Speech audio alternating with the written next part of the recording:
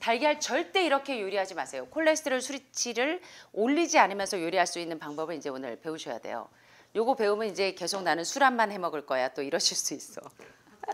자, 두 번째가 뭐냐면 몸의 염증 수치를 높이는 조리법 중에 하나가 바로 산화 콜레스테롤을 만드는 겁니다. 자, 그래서 우리 주부님들이요 이게 건강 요리 배우시면서 회개하시는 분들이 많아요. 그래서 하버드 대학의 짐 메이어 박사가 남편 빨리 죽게 만드는 10가지 방법을 내가 차곡차곡 실천해 왔구나. 그래서 나도 병들고 우리 가족도 병들었구나 하면서 뚝뚝뚝뚝 우시는 분들이 많아요. 몰라서 그런 건 죄가 아닙니다. 그죠? 지금부터라도 우리가 익히면 됩니다. 자, 두 번째, 산화 콜레스테롤을 만드는 방법을 없애셔야 돼요. 특별히 콜레스테롤 수치가 혈중 콜레스테롤 수치가 높은 분들이 상당히 많은데 콜레스테롤에서부터 모든 만성 질환이 유발되기 때문에 여러분들 이 방법을 잘 익히셔야 돼요. 자, 산화 콜레스테롤은 특별히 심장병에 영향을 미치는 것으로 잘 알려져 있는 이 콜레스테롤은 불안정한 분자입니다.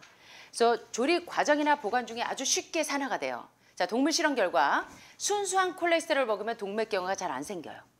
똑같이 계란을 먹어도 동맥경화가 안 생기는 사람이 있고 어떤 사람은 동맥경화가 생겨요. 자, 뭐냐면 산화된 콜레스테롤을 먹이면 동맥경화가 잘 생깁니다. 자, 따라서 음식 속에 콜레스테롤이 얼마나 들어있는가 하는 문제보다 중요한 것은 그 음식을 어떻게 먹을 것인가, 어떻게 조리할 것인가. 이게 상당히 중요해서 로푸드가 그렇게 중요한 겁니다.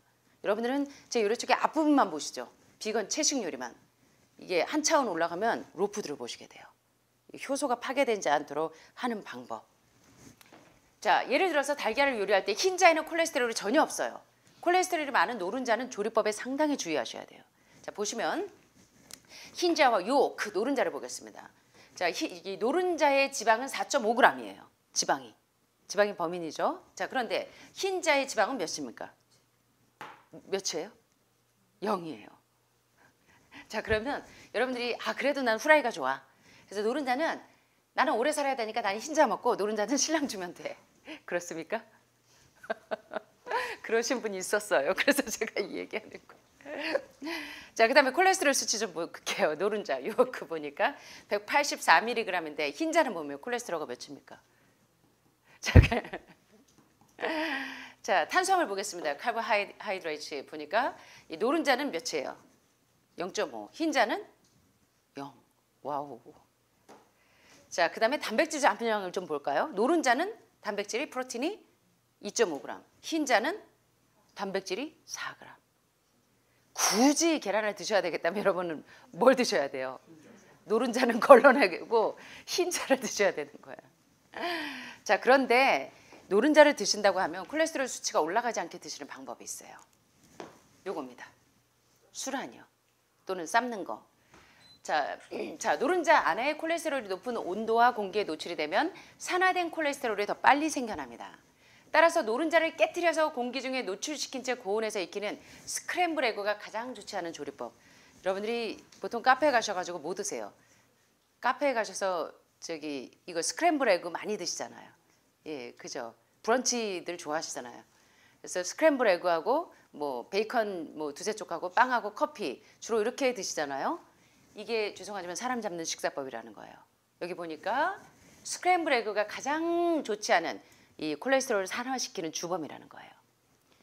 후라이를 할 때도 콜레스테롤이 많은 노른자는 익히지 않는 차라리 반숙이 낫다는 거예요. 이해되시죠? 그래서 이제 아빠들이 아직은 이 건강 개념이 없고 곧 죽어도 계란을 드셔야 된다면 차라리 반숙으로 드시는 게 낫고 가장 좋은 거는 술안 형태나 삶아서 드시는 게 낫다는 거예요. 자, 가장 좋은 조리법은 삶거나 술안을 만드는 것입니다. 달걀을 날로 먹는 것도 좋지만 날달걀은 살모넬라균에 감염돼서 작년에 한번 난리가 났었죠. 뭐 학교 급식하는데도 그랬고. 그래서 살모넬라균에 사실 많이 감염이 됩니다. 요새 조류 독감도 그렇고 어제 이제 닭들 그 양육하는 과정에 보면 정말 이게 너무 안타까운 현실들이 많습니다. 그래서 출처를 알 수 없는 달걀은 삶아 먹는 것이 안전하고요. 고기류도 불에 구워서 조리하는 것보다 이렇게 활성산소가 많이 나오게 하지 않고 찜이나 조림을 해서 드시는 게 낫다는 거예요. 그래서 생선도 여러분들이 생선구이, 고등어구이보다는 어떻게 드시는 게 낫겠어요? 예, 무나 시래기 같은 거 많이 넣고 조림이나 이런 식으로 드시면 되겠죠. 갑자기 눈들이 커지시네. 나도 먹을 수 있는 방법이 있나 하시고. 그러나 암 환자들은 최대한 제한하시는 게 좋습니다. 네. 영 그 자기에게 보상을 하시려면 뭐 한 달에 한 번, 두 번 그렇게 드셔도 여러분들은 되도록 시래기나 우거지나 무만 건져 드시고 뭐야 그러면. 자, 그러면 이제 술안 만드는 방법을 좀 배울까요? 술안 만들 줄 아시죠? 자, 이걸 달걀을 먼저 이렇게 볼에 깨줍니다. 그 다음에 물을 한쪽에서 팔팔 끓인 다음에 기포가 뽀글뽀글 생기면 불을 낮춰요, 줄여요. 그 다음에 이제 물에 여기 이제 식초를 조금 넣으라고 하는데 사과산 같은 거 있으면 좀 넣으시면 돼요. 사과 식초 같은 거. 그 다음에 이제 스푼으로 물을 소용돌이를 막 만든 다음에 달걀을 이렇게 집어 넣는답니다. 그러면은 달걀 흰자가 이렇게 익어서 술안 형태가 나와요. 그러면 찬물에 담가서 식힌 다음에 제공을 합니다. 그래서 영 계란을 포기 못 하시겠다면 차라리 술안이나 찜 형태로 드시는 게 낫다는 겁니다.